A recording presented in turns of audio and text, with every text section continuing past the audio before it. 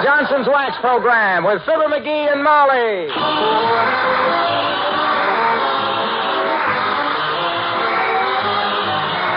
The makers of Johnson's Wax products for home and industry present Fibber McGee and Molly with Bill Thompson, Gail Gordon, Arthur Q. Bryan, and me, Harlow Wilcox. The script is by Don Quinn and Phil Leslie. Music by the King's Men and Billy Mills Orchestra.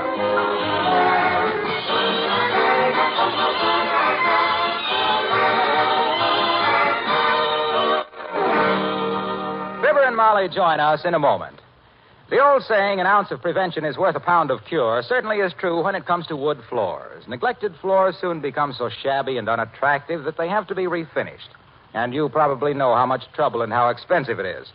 But now that the Johnson Electric Floor Polisher is again available, you can have far lovelier floors with far less work. You can forever eliminate the bother and expense of refinishing your floors.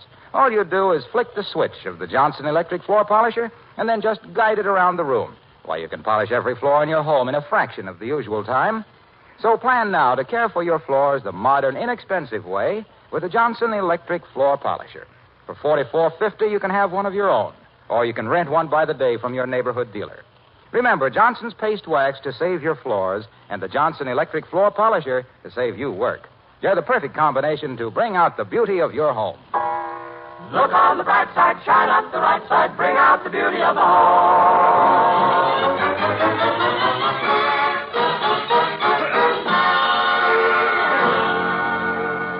The city is installing a new fire alarm box on the corner near the McGee residence. Most people would not consider this a particularly thrilling event, but as the old saying goes, simple pleasures for simple folks. And here is one of Wistful Vista's simpler folks telling his wife about it. As we meet Fibber McGee and Molly.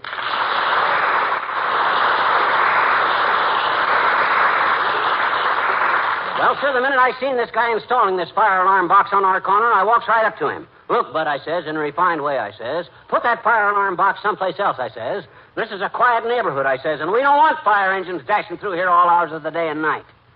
Did he put up much of an argument? Well, yes. But just between you and me, kiddo, a guy walking towards you with a dirty look in his eye and 12 inches of hot soldering iron don't really need much of an argument. After all, maybe a fire alarm box on our corner won't be so bad. Might be all right. As a matter of fact, dearie, the only thing I object to about them is their color. That bright red is so conspicuous. Well, they have to paint them red. If they paint them green, everybody tries to mail letters in them. No, the color don't bother me. It's the responsibility. What responsibility? Well, my gosh, in case there's a fire in the neighborhood, who's the logical guy to run to the corner and pull the alarm? I am. Because who was the air raid warden in this block during the war and still has my armband and helmet and gas mask? Me. And furthermore, you smell something burning? No. Me either. Now, don't you be in too much of a hurry to use the new alarm box, dearie. The police take a dim view of people turning in false alarms. Who's turning in any false alarms? My gosh, I know better than that. What do you think I am, an arsenic or something? The word is arsonist, dearie. Arson is the crime of setting fire. I thought arson was turning in false alarms about an invasion from Mars. No, that was arson. Oh, yes. What did I say wrong in the first place? Well, you said arsenic, and that's poison. Yeah? What do you think a firebug is, a tonic? Anyway, don't worry about me, kiddo. I got too much sense of responsibility to... Come in. Oh, hello there, Mr. Wimple. McGee, it's Mr. Wimple. It is? Oh, hi, Wimp, old man. Hello, folks. Heard the good news, Mr. Wimple? Yes. Isn't it wonderful? It's only costing me $300. $300 to install a fire alarm box? Fire alarm box? Yeah. I don't know anything about a fire alarm box. Huh? Mrs. McGee asked me if I'd heard the wonderful news, and I said yes, because I thought she meant about Sweetie Face going to Indiana. Oh, Sweetie Face, That's my big old wife, yes. So Sweetie Face is going away for a while, eh? Yes. I just took her down to the railroad station. See? Here's her ticket. Well, heavenly days, did you forget to give her the ticket? Only her return ticket. Probably won't keep her from coming back, but every little delay helps. Your wife got friends in Indiana, Wimp? No. Nor anywhere else that I know of. this is a business trip, then. Yes. She was invited to the police chief's convention in Indianapolis to give a jiu-jitsu demonstration. Oh. She thinks. You mean it was a phony invitation? Yes. Just goes to show that I have friends in Indiana anyway. Oh, my goodness. What'll she do when she comes back and finds out what you did, Mr. Wimple? Nothing. Nothing? Nope. The day she gets back, I start for Indiana. Well, let's forget about Sweetie Face for a minute. Yes, let's. I just wanted to tell you we got a new fire alarm box on our corner, Wimp. You hear about any fires, you just call me up and I'll rush down and pull the box. I'm the logical... You smell something burning? No. No. Me either. As I say, Wimp, anytime you have a little fire, just trot over here and tell me. I'll turn it in for you. Oh, good. I'm dreadfully afraid of fire anyway. Oh, are you, Mr. Wimple? Have a bad experience with fire, did you? Yes. I met Sweetie Face at a fire. Oh. At the Boy Scout show. Yeah? I was a scoutmaster then and was showing my troop how to jump from a burning building into a net. Pretty dangerous stuff, Wimp. Oh, you're so right, Mr. McGee. The very first time I jumped, I bounced out of the net and Sweetie Face caught me. Oh. I just didn't know how well off I was in that burning building. Well, I'll let you know if I have a fire, Mr. McGee. Goodbye now. So long.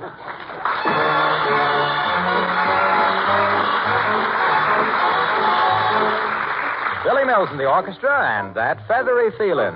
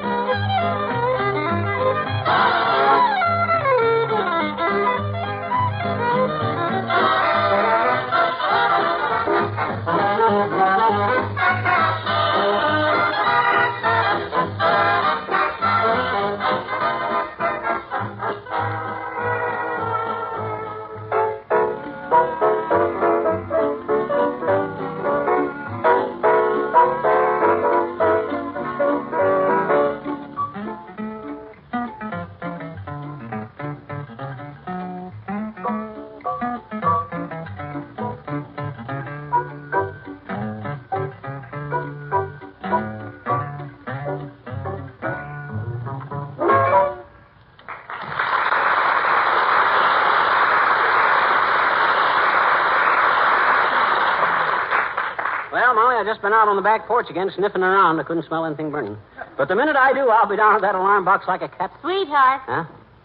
my mother used to tell me that no marriage was really a success until love ripened into friendship. That's right. Ours has. Mm-hmm. But don't strain it. You just keep your chubby little hands off of that fire alarm box, because outside of that... Come in. Oh, it's Mr. Williams, the weatherman, McGee. Hello, Mr. Williams. Hello, Mrs. McGee. Hello, McGee. Hi, Fogg. A lovely weather we've been having, if you'll pardon my mentioning it. You guys at the Weather Bureau get pretty smug about a spell of good weather, Foggy. I'd like to inform you that this good weather is partly my doing. How do you figure that, McGee? A good question. Look, you see that barometer on the wall there? Yes. You see the little brass knob in the middle of it so you can set the movable hand? Yes. Well, I've had that hand set to fair and warmer for 3 weeks.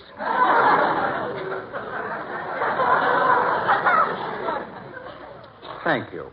Oh, well, shucks, forget it. I'm glad to help. Wouldn't it be wonderful if everybody cooperated like that, Mr. Williams? Yes. It reminds me of a weather station I once helped to install near Petoskey, Michigan. Oh, that's just south of Mackinac, ain't it? Up there, they call it Mackinac. Oh, yes. Yes, we drove up there once with friends in their catalog. So what happened up there, Fogg?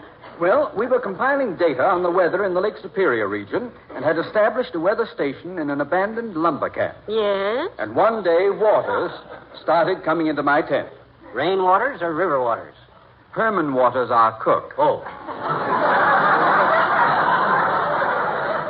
He came into the tent waving a cleaver. Immediately, I saw red. Angry, No. I mean, I saw Red Murphy, one of our construction men. He was feeling pretty rocky at the time. Well, I should think he would with all that excitement going on. You should think he would what? Feel kind of rocky. It wasn't kind of rocky. It was pretty rocky. Pretty Rocky was our pet bull terrier. Oh. He used to feel him every morning to see if he had any foxtails in his ears. Well, as he was feeling pretty rocky, the cook went out again and left in a tizzy. In a tizzy? Yes. That's what we called our old Model T, the Lynn Tizzy. Oh. Because it ran best backwards. Anyway, after he'd left in the tizzy, I sat down to dinner and ate heartily. I suppose hardly was a rabbit you'd been saving for an emergency. I'm beginning to catch on to this, you see. I beg your pardon. Oh, Mr. Williams, you said you ate heartily. What was heartily, a rabbit or a chicken? Yeah. There must be some misunderstanding here. Eating heartily is an old expression meaning to dine well or thoroughly.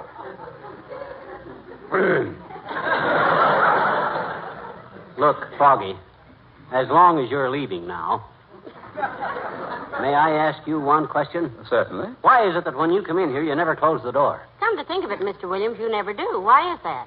I am a weatherman, Mrs. McGee, and a weatherman always leaves himself a way out. This is the way out, isn't it? Oh, yes, of course it is. Good day, probably.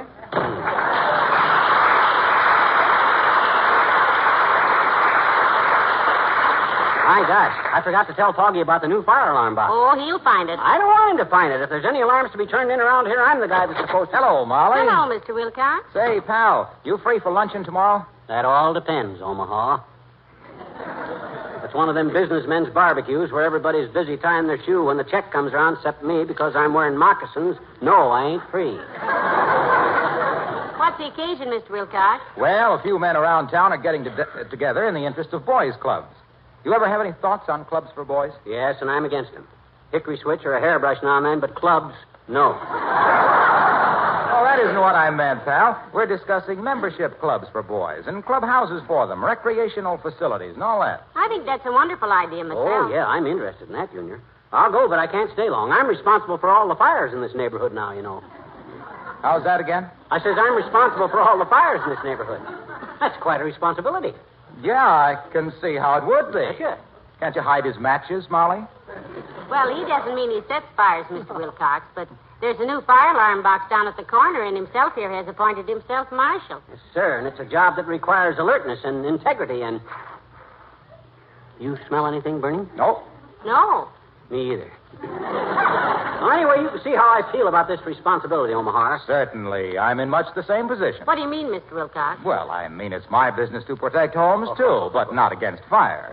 I sell Johnson's wax, which protects against scratches, fingerprints, and mars, dust, and dirt, and dampness. Yeah, but that ain't exactly what we... You see, good housekeepers are practically unanimous about Johnson's wax. but what... On account of the way it simplifies housekeeping and gives their homes that air of gleaming hospitality and shining cleanliness. McGee thought that in case of an alarm, why... There isn't any cause for alarm when your precious things are guarded against the elements with Johnson's wax. Yeah, but we were... Your fine woodwork, floors, furniture, picture frames, luggage, lampshades, windowsills. We were talking about fire. And if I remember correctly... The number of smart housewives who use Johnson's wax is growing every... pardon me, Mr. Waxy. Yes, Molly. Look, Junior, about this luncheon tomorrow, what's your interest in this boys' club stuff? Oh, didn't you know? Well, it's part of the Boys Clubs of America campaign against juvenile delinquency. Oh? I'm a volunteer deputy probation officer. And you could be one, too. Oh, no, not me, boy. I'm no snooper. You don't catch me peeking in windows and sniffing around people's basements. What are you talking about, pal? We don't do anything like that. I should say not. Probation officers do splendid work, McGee. Probation? Oh, my gosh, I thought he said prohibition.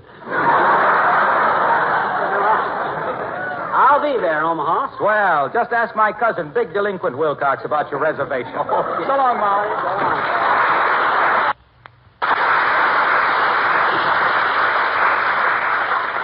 You know, I can just see Mr. Wilcox, if his house ever catches fire, getting his Johnson's wax out of the house and then going back after his wife. Yeah, he reminds me of the way my pop used to be about a job he had when me and him worked at the popcorn works in Peoria. McGee, you never told me about working at the popcorn works. I never mentioned the job Pop and I had at the Peoria Pop and Popcorn plant. You never did. Well, boy, I will.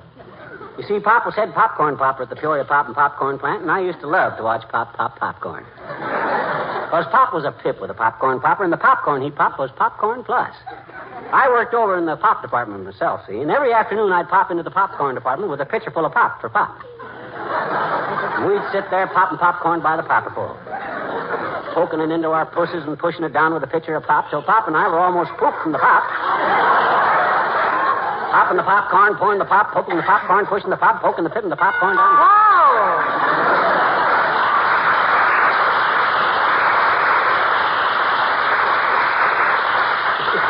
We have company, dearie. Come in. Thank goodness. Oh, it's Dr. Gamble, McGee. Hello, doctor. Come right in. Thank you, my dear. And good day to you, Marblehead.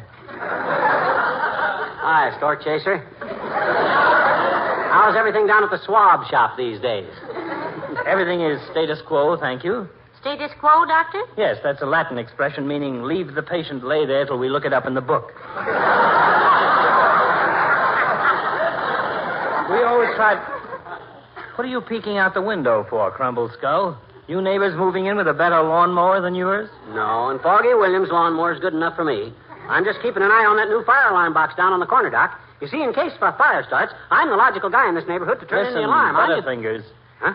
During the past month, I have taken care of 4 different firemen who were badly injured while answering false alarms. Yeah, but what that... If I ever hear of you sticking one grimy little knuckle into an alarm box without a $40 million blaze in a dynamite factory within 9 feet of you, I'll personally look you up, lock you up, and experiment with a few new surgical techniques I've wanted to try out. Understand? I think you made yourself quite clear, doctor. Listen here, you barrel-bottomed, cow-town Kildare. Before you start yammering at anybody for not having any responsibility, you better take a look at your own conscientious. Any supposedly reputable physician who has to operate in disguise ain't to be trusted. In disguise? You heard me. I've seen you coming out of that operating room at the hospital with a mask over your face. You're no fool, boy. 6 doctors standing around an unconscious patient, and not even the nurses know which one is which. Now, don't be silly, McGee. They have to wear masks and gowns for antiseptic reasons. Don't explain it to him, Molly. He's the type who cures warts with stump water and braided horsehair. Oh, yeah. Shows what you know about medicine, you big pony. Stump water's no good for warts. That's for curing rheumatism. For taking off warts. Oh, you taking off wart? Yes, I have a tonsillectomy coming up. Oh. Looks like a difficult case. Oh, I thought removing tonsils was a rather routine operation, doctor. Well, it is ordinarily. But this patient is just over here from Russia, and I can't convince him it's safe to open his mouth. So long, Silver.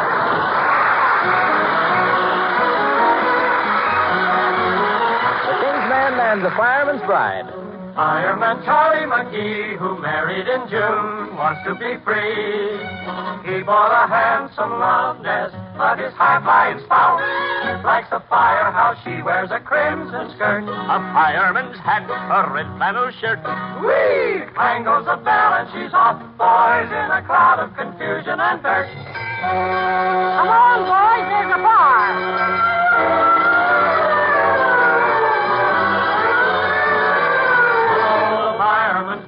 The fireman's bride won't stay home by her fireside. From all accounts, she'd rather bounce in a fireman's net. She leaps to the engine and clings to the hose. How she hangs on, nobody knows. Out comes the net and then over she goes. High up they throw her while she hollers, woo! fireman's bride, people confide, as the fireman goggle-eyed. High as a kite, ain't she a sight? Naughty fireman's bride. Oh,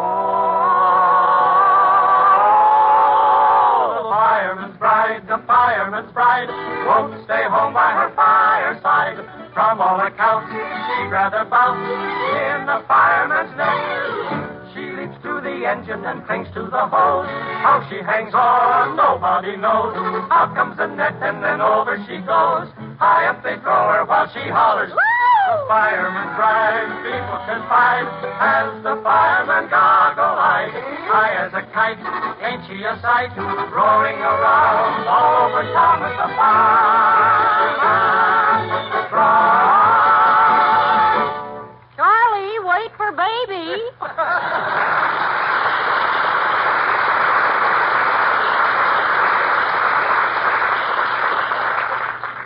Molly, just take a look out this window here.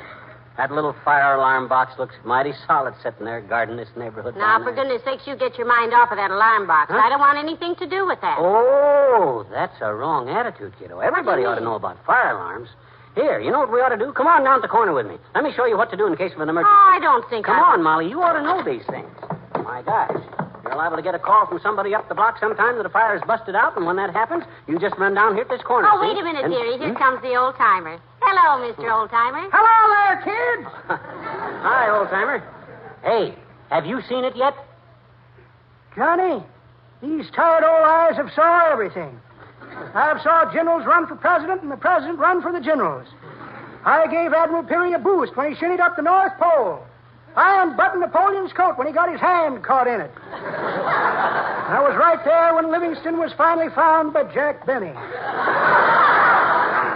I've saw pretty ankles getting on stagecoaches, cotton stockings getting on horse cars, dimpled knees getting on buses, and just yesterday a girl showed her ankle again climbing into a constellation. Have I seen what, Johnny? This new fire alarm box right here on the corner. Anytime you have a fire at your place, just give me a ring and I'll run down here and turn in the alarm. He's just appointed himself official fire watcher for this block, Mr. Old-timer. Is that so? Yep. Well, that's a very interesting hobby. I used to love to watch fires myself when I was a kid, kids. When you were a kid, kids, fire hadn't even been invented yet. Oh, it had so, Johnny. I remember one night I was sleeping and somebody bellowed fire, and I leapt out of bed, yanked a pair of pants on, dashed out the door, and run clean down to the stockyards, bow-legged. My gosh, why'd you run bow-legged? The pants I had on was Papa's coat, Johnny.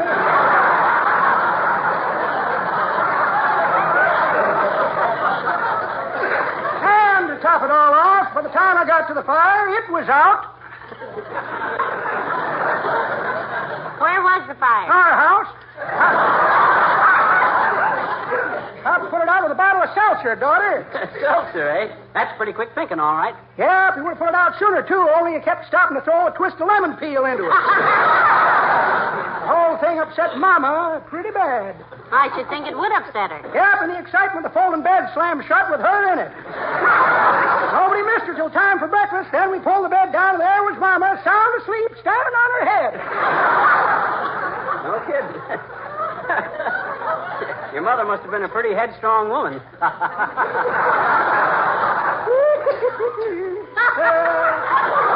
pretty good, Johnny, but that ain't the way I heard it.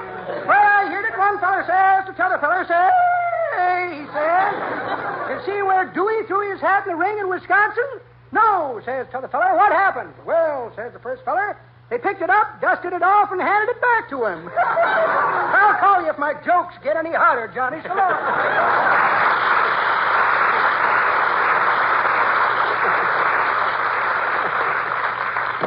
Hey, what's the door slam for? We're standing out here on the corner. Oh, I'm sorry. That's better. Now, what was I saying? Oh, yeah. In case of a fire, here's all you do, Tootsie. You run down here at this little box, see, and you yank this door open, see? Is that all? No, then you reach in here where this little hook is, you see, and you yank it down like this. Oh, no, don't. Now, what Mickey, you no. mean? I'm just showing you how in case of an emergency. Oh, my gosh. I did it. You did it. I turned in an alarm. Oh, I didn't mean to, Molly. I was just showing you how. Oh, what are we going to do? No. Huh? You better call the fire department on the phone. Oh. Tell them it was a mistake. Tell them that you... Yeah, that's what I'll do. I'll call. Oh, already? Fire Listen, Now what? Oh, brother, am I in trouble. And after all Doc said about it. If those guys come out here and after me turn in that alarm, something better be burning. Hey, Molly, is our house on fire by any stroke of luck?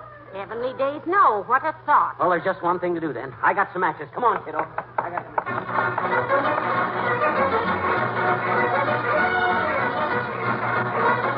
Quick, Molly, quick. Hand me another match. This doggone thing don't want to burn. Oh, dear, I feel terribly guilty, McGee. What do you mean, guilty? I got a right to set fire to my own rubbish pile in my own backyard, haven't I? Or get 40 years in the pokey for accidentally turning in a false alarm, haven't I? Well, can't you just explain to the fireman that it was a mistake? With the reputation I got around this town, nobody'd believe me in a minute. Ah, now she started. Now it's burning. Ah, that's the stuff. Oh, dear, here they come, McGee.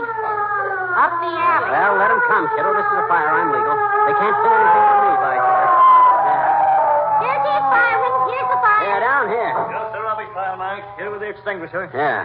Well, you got a little blaze, have you, mister? Yeah. Lucky we happened to be passing, saw the smoke. Yes, we turned in the alarm. It took you guys long enough to get here, too. My gosh, if my house was... Hey, what do you mean you happened to be passing? I turned in the alarm right down at the corner. At the corner? You mean that box we just put in? That's the one. Oh, that box isn't connected yet, ma'am. Isn't connected yet? You mean... No, Mike and I are just cruising around selling tickets for the fireman's benefit dance Saturday night. Yeah, $5 a couple. How many do you want? How many you got with you? Well... We'll take them. Yeah.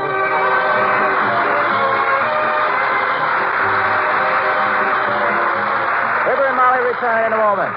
Car owners, listen to this amazing offer. A handy, soft, fleecy woolen car dusting mitt of 49-cent value is yours at no extra cost. It's the perfect mitt for wiping off road dust. It makes it easy for you to keep your car looking the way you want it to look. Here's all you do to get this car dusting mitt that fits your hand so perfectly. Just buy a can of Johnson's Car New, the amazing car polish that cleans and shines in one easy operation. The handy dusting mitt is attached right to the can. There's no extra charge, nothing to mail in. Once you've used it, you'll say it's the perfect polishing aid. You can keep that showroom Car New shine sparkling and spotless and keep your hands clean at the same time. The ladies say it's the perfect mitt for household dusting, so better get an extra one for the lady of the house. Remember now, ask your dealer for a can of amazing Johnson's Car New. Your handy dusting mitt will be attached to the can. There's no extra charge. The mitt is yours with a can of Johnson's Car New.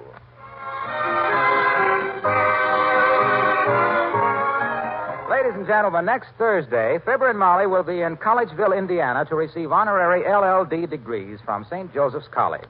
This is in recognition of the consistent acceptability of their radio material in your homes, as shown by the nationwide radio acceptance poll of college students. Molly, I'd like to congratulate you on your success. And, pal, same to you. Well, thanks, Junior. We may not be a complete success, but we're getting there. By degrees. Yeah. Good night, all.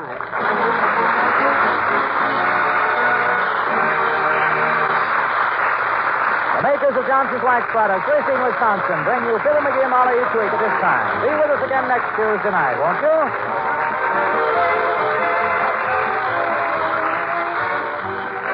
This is NBC, the National Broadcasting Company.